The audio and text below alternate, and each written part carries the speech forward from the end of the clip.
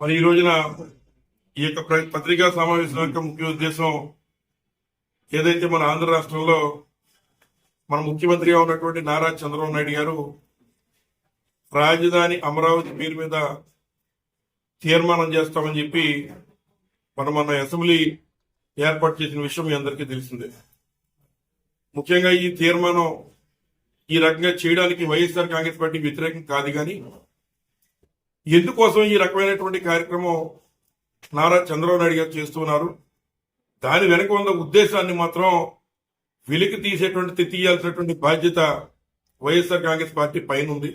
ప్రజల పక్షాన నిలబడాల్సినటువంటి బాధ్యత ఉంది కనుక మరి యొక్క సమావేశాన్ని వేసి ఈ యొక్క 4 విషయాలు మీ అందరికీ తెలియజేస్తూ ఉంది. ముఖ్యంగా మీ అందరికీ తెలుసు, మరి ఏదైతే పిల్లలు పుట్టిన తర్వాత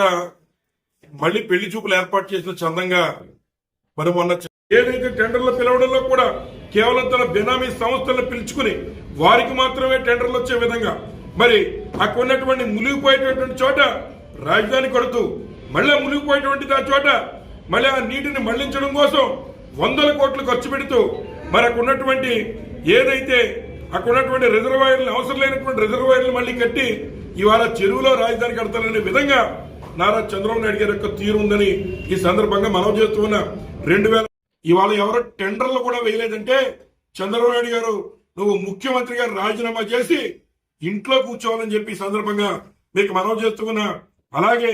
మరి అచ్చెన్నాయుడు గారు నిన్న పేరుతూ ఉన్నారు, ఏదైతే రైతులకు గిట్టుబాటు ధర ఇవ్వడం చేత కాదు నీకు, అలాగే రైతులకు ఇచ్చిన మాట అన్నదాత సుఖీభావ నిలబెట్టకుండా వారిని దగా చేసి కేవలం 20,000 ఇచ్చి చేతులు దులుపుకుని మిగిలిన 40,000 రైతులకు ఇవ్వడం చేత కానటువంటి అచ్చెన్నాయుడు గారు నిన్న 2019లో ప్రజలు తప్పు చేశారు, జగన్మోహన్ రెడ్డి గారు ఎందుకు తప్పు చేశారని చెబుతున్నారు. జగన్మోహన్ రెడ్డి గారు ఎన్నికై ఇవాళ రాష్ట్రంలో సంక్షేమ కార్యక్రమాలు అందరికీ అన్ని కులాల వారికి సంక్షేమ ఫలాలు అందించడం ప్రజలు చేసిన తప్పు అని అడుగుతున్నారు. ప్రజలు తప్పు తప్పని చెప్పేటువంటి ఇటువంటి మంత్రిని బర్తరఫ్ చేయాలని చెప్పి ఈ సందర్భంగా మీ అందరికీ మనవి చేస్తూ ఉన్నాం. అలాగే ఏదైతే ఉపాధి హామీగా ఉన్నటువంటి నిరుద్యోగ భృతి ఎవరైతే మరి యువకులందరికీ కూడా ఇస్తామనేటువంటి మాట చెప్పి ఇవాళ రాష్ట్రంలో ఉన్నటువంటి యువతని అడ్డంగా మోసం చేసి మేము సుమారు 6 లక్షల పైన